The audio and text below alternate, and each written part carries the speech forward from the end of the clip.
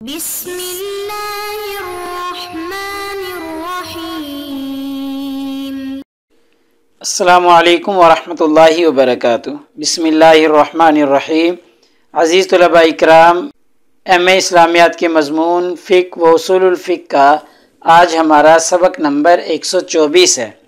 جس کا عنوان ہے کتاب الطلاق کا الجملۃ الثانیہ، یعنی دوسرا موضوع چل رہا ہے، اور انشاءاللہ آج ہم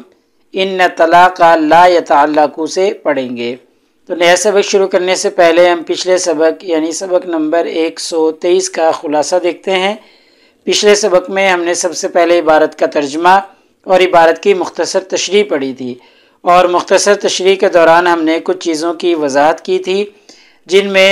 ایک مسئلہ یہ ذکر کیا گیا تھا کہ اگر شوہر بیمار ہو جائے، حالت بیماری میں ہو،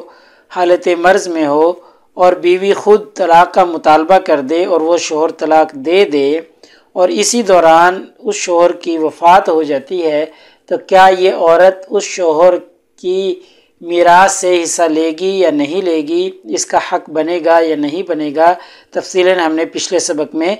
اس پہ بات کی ہے۔ ایسے ہی دوسرا مسئلہ ہم نے یہ بھی پڑھا تھا کہ تملیغ کی صورت میں اگر وہ از خود طلاق لے لے، یعنی صورت مسئلہ یہی ہے کہ شوہر بیمار ہے، حالت مرض میں ہے، اور اس کو تملیغ کی ہوئی ہے طلاق کا جو معاملہ ہے شوہر نے اس کے ہاتھ میں دیا ہوا تھا، اب بیماری کی صورتحال دیکھ کر اس نے خود کو طلاق لے لی، تو آیا یہ عورت اس کی میراث میں سے حصہ لے گی یا نہیں لے گی؟ اس مسئلے میں چونکہ فقہا کا اختلاف تھا، تو اختلاف ہم نے تفصیلاً دیکھ لیا تھا کہ امام ابو حنیفہ رحمہ اللہ کے نزدیک دونوں صورتوں میں ہی وہ وارث نہیں بنے گی، نہ تو طلاق کی صورت میں اور نہ تملیغ کی صورت میں۔ اور امام اوزاعی رحمہ اللہ نے دونوں میں فرق بیان کیا ہے، وہ کہتے ہیں کہ تملیغ کی صورت میں تو وہ میراث کی حقدار نہیں ہوگی، لیکن طلاق کی صورت میں ہوگی۔ ایسے ہی امام مالک رحمہ اللہ کہتے ہیں کہ دونوں صورتوں میں ہی وہ میراث کی حقدار ہوگی، یہ تفصیلاً ہم نے دیکھ لیا تھا۔ ایسے ہی پچھلے سبق میں ہم نے تیسرا باب شروع کیا تھا، جس کا عنوان تھا کہ کن خواتین کو طلاق ہوگی اور کن کو طلاق نہیں ہوگی، یہ ہم نے تفصیلاً دیکھا تھا، اس میں فقہا کے اختلاف بھی دیکھا تھا۔ تو انشاءاللہ آج کے اس سبق میں ہم سب سے پہلے عبارت کا ترجمہ اور عبارت کی مختصر تشریح دیکھیں گے، اور مختصر تشریح میں اجنبیہ کے بارے میں 3 اقوال ذکر کیے جائیں گے کہ وہ اجنبی خاتون جس کو طلاق دی گئی ہو، یعنی اس کا کسی کے ساتھ نکاح نہیں ہوا، ویسے ہی کسی نے اس کو طلاق دے دی ہے، طلاق کو اس کی کو معلق کر دیا ہے، تو اس کے بارے میں 3 اقوال ذکر کیے جائیں گے تفصیلاً، اور صورت مسئلہ انشاءاللہ ہم آگے چل کے دیکھتے ہیں۔ تو اس مسئلے میں چونکہ فقہا کا اختلاف ہے، تو اختلاف کا سبب بھی جاننے کی کوشش کریں گے۔ یہ 3 اقوال بنیادی طور پہ 3 فقہا کا اختلاف ہے، تو اس اختلاف کا سبب بھی جانیں گے۔ ایسے ہی پھر دلائل بھی آخر میں دیے جائیں گے فقہا کرام کے کہ یہ 3 اقوال کے دلائل کیا ہیں، تینوں فقہا اپنی اپنی آراء کی بنیاد کن دلائل پہ رکھتے ہیں، تفصیلاً دیکھیں گے۔ تو یہ آج کی ہماری عبارت ہے، چلیے دیکھتے ہیں۔ ان طلاق لا یتعلق باجنبیۃ اصلاً، پہلا قول یہ ہے کہ اجنبیہ عورت کے ساتھ طلاق کو معلق نہیں کیا جا سکتا، یعنی طلاق اجنبیہ کے ساتھ بالکل بھی معلق نہیں ہو سکتی۔ عم المطلق او خصا، طلاق دینے والا چاہے عام عورتوں کو بیان کرے چاہے خاص عورتوں کو بیان کرے، یعنی کوئی شخص یہ کہتا ہے کہ فلاں عورت کا اگر میرے ساتھ نکاح ہو گیا تو اس کو طلاق ہے، یہ خاص کر دیا عورت کو۔ اگر عام چھوڑے کہ جی کوئی کہتا ہے کہ اگر کسی بھی عورت کے ساتھ میرا نکاح ہوا تو اسے طلاق ہے، یہ متعلق نے طلاق دینے والے نے عورتوں کو عام رکھا ہے۔ تو پہلا قول یہ ہے کہ اجنبیہ کے ساتھ طلاق کو معلق نہیں کیا جا سکتا، متعلق چاہے عورتوں کو عام بیان کرے چاہے خاص کر کے نام ذکر کرے تب بھی۔ تو لہٰذا اگر اس نے خاص کیا اور اس عورت کا اس سے نکاح ہو گیا تو کوئی طلاق واقع نہیں ہوگی، کیونکہ ان فقہا کا کہنا ہے کہ اجنبیہ کے ساتھ طلاق معلق نہیں ہو سکتا۔ وَهُوَ قَوْلُ الشَّافِعِيِّ وَأَحْمَدَ وَدَاوُودَ وَجَمَاعَةٍ مِّنَ الْفُقَهَاءِ، اور یہ جو قول ہے پہلا امام شافعی، امام احمد بن حنبل، امام داؤد ظاہری اور ایک پوری فقہا کی جماعت کا ہے۔ وَقَوْلٌ، اور دوسرا قول، إِنَّهُ يَتَعَلَّقُ بِشَرْطِ التَّزْوِيج، وقول، اور یہاں سے دوسرا قول ذکر کیا جا رہا ہے، انہو یتعلق، کہ یہ جو طلاق ہے یہ ہو جائے گی بشرط تزویج، اگر اس نے نکاح کی شرط کے ساتھ ذکر کیا۔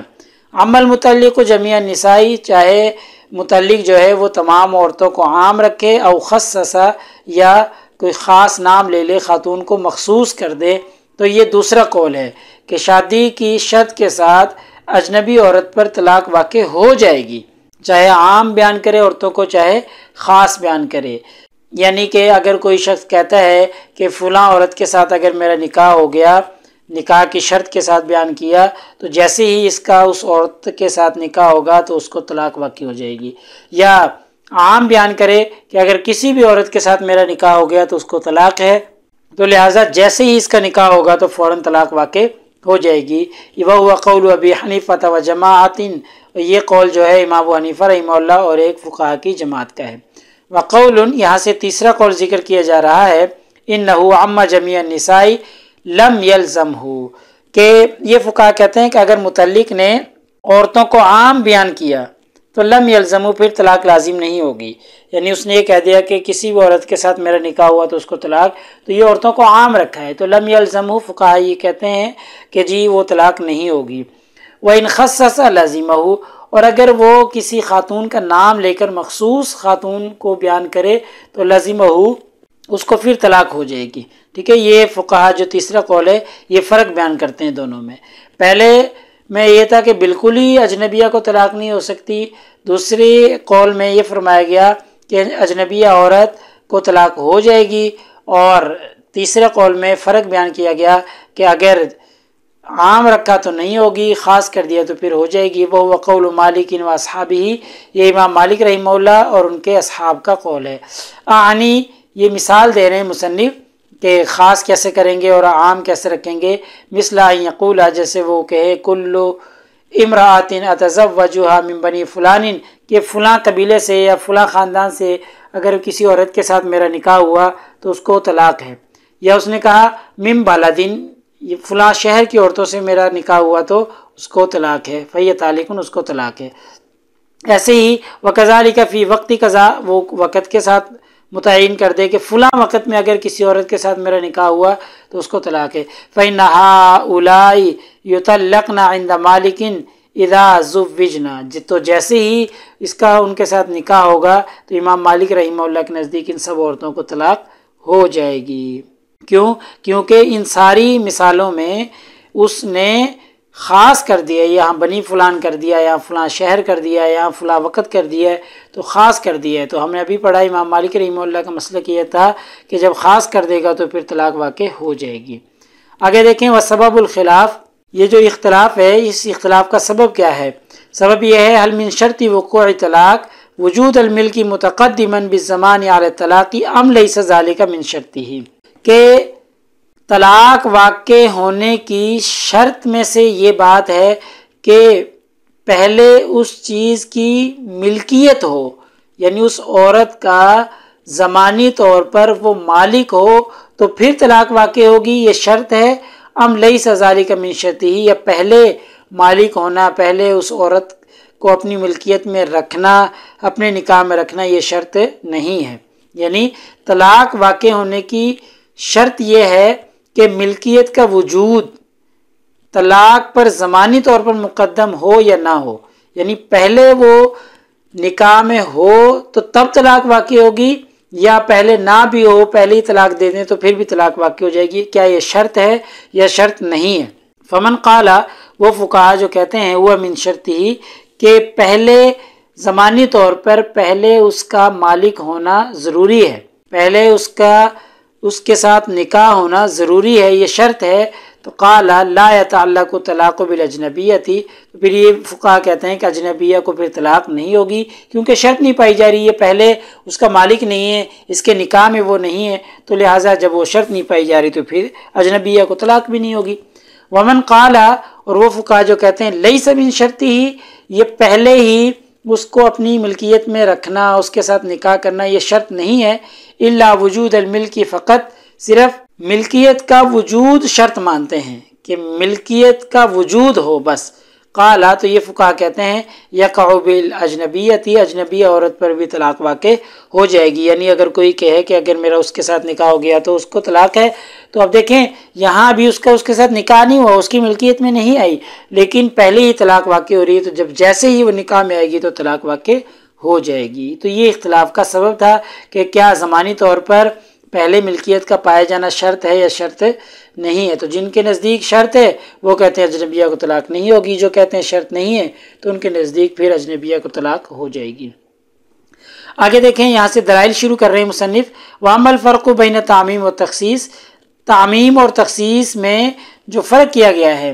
یعنی کہ ہم نے پیچھے ابھی پڑھا ہے کہ اگر خاص، امام مالک رحمہ اللہ کے نزدیک یہ تھا کہ اگر وہ خاص کر دے گا تو پھر تو طلاق ہوگی، عام رکھے گا تو پھر طلاق نہیں ہوگی، تو ایسا فرق کیوں رکھا گیا ہے؟ تو فاستحسان مبنی علی المصلیۃ، استحسان اور مصلیت کے طور پر ایسا کیا گیا ہے، اس میں فائدہ ہے۔ فائدہ کیا ہے؟ وذالک انہ اذا عمم، لہٰذا جب وہ متعلق جو ہے طلاق دینے والا عام بیان کرے گا تو فاوجبنا علیہ تعمیم، تو ہم نے اس کو تعمیم پر محمول کر دیا، یعنی ہم نے اس کے اوپر تعمیم واجب کر دی کہ عام ہے کوئی بھی عورت، تو لم یجد سبیلا الی النکاح الحلال، تو لہٰذا اس کے پاس حلال نکاح کا کوئی راستہ ہی نہیں بچتا پھر، تو چونکہ اس نے یہ کہہ دیا نا کہ جس بھی عورت کے ساتھ میرا نکاح ہوا تو اس کو طلاق ہے، تو لہٰذا اب اس کے پاس نکاح کا تو کوئی راستہ ہی نہیں بچا، جیسے ہی یہ نکاح کرے گا کسی بھی عورت کے ساتھ تو اس کو طلاق ہو جائے گی، تو لہٰذا نکاح حلال کا تو کوئی راستہ ہی نہیں ہے اب اس کے پاس۔ فکان ذالک عنتاً بہ وحرجاً، لہٰذا یہ بہت زیادہ مشقت میں پڑ جائے گا اور بہت زیادہ زحمت میں پڑ جائے گا، تو اس سے بچانے کے لیے پھر ایسا کیا ہے کہ جب عام بیان کرے گا تو پھر طلاق نہیں ہوگی، تو یہ فائدہ ہے اس میں، امام مالک رحمہ اللہ یہ کہتے ہیں۔ وَكَأَنَّهُ مِن بَابِ نَظْرِ الْمَعْصِيَةِ، اور گویا یہ ایسے ہو گیا جیسے معصیت، گناہ کی نظر مان لینا۔ دیکھیں گناہ کی اگر کسی نے نظر مان لی اور یہ کہا کہ جی میں زنا کروں گا، فلاں دن میں زنا کروں گا، اگر میں نے زنا نہیں کیا تو میں اتنی رقم ادا کروں گا، ٹھیک ہے، گناہ کی نظر مان لیے، گناہ کی منت مانگ لیے، اور جب گناہ کی منت مان لی جائے، نظر مان لی جائے تو پھر اس کو توڑ دیا جاتا ہے، پھر اس کو پورا نہیں کیا جاتا۔ تو ایسے ہی یہاں پر ہے کہ جب اس نے تعمیم بیان کر دی تو پھر ہم اس کو توڑ دیں گے کیونکہ حرج لازم آئے گا۔ وَأَمَّا إِذَا خَصَّصَ فَلَيْسَ الْأَمْرُ كَذَلِكَ، اور بہرحال جب وہ تخصیص کر دے گا تو پھر معاملہ اس طرح نہیں ہے۔ كَذَلِكَ إِذَا أَلْزَمْنَاهُ طلاق، تو پھر ہم نے طلاق کو اس پہ لازم کر دیا، لہٰذا پھر جب وہ خاص بیان کرے گا تو چلیں اس عورت کو طلاق ہو گئی تو اور تو بہت عورتیں باقی ہیں، تو پھر اس کو مشقت میں، حرج میں نہیں پڑنا پڑے گا، اس لیے ہم نے اس کو اوپر طلاق لازم کر دی ہے۔ واحتجّ، یہاں سے امام شافعی رحمہ اللہ کا جو قول تھا، تین اقوال بیان ہوئے تھے، امام مالک کا ہو گیا پیچھے، یہاں امام شافعی رحمہ اللہ کا بیان کیا جا رہا ہے، ان کی دلیل ہے۔ ان کی دلیل کیا ہے؟ بھی حدیث عمرو بن شعیب بن نبی عن جدہ، یہ والی حدیث جو ہے حضرت عمر بن شعیب کی، انہوں نے اپنے والد سے، انہوں نے اپنے دادا سے روایت کیا ہے، قال قال رسول اللہ صلی اللہ علیہ وسلم، نبی کریم صلی اللہ علیہ وسلم نے فرمایا، لا طلاق الا من بعد نکاح، کہ طلاق نہیں ہے مگر نکاح کے بعد ہی ہو سکتی ہے، یعنی نکاح سے پہلے پھر اس کا مطلب ہے طلاق نہیں ہو سکتی۔ ایسے ہی ایک دوسری روایت ہے، لا طلاق فیما لا یملک ولا عتق فیما لا یملک، کہ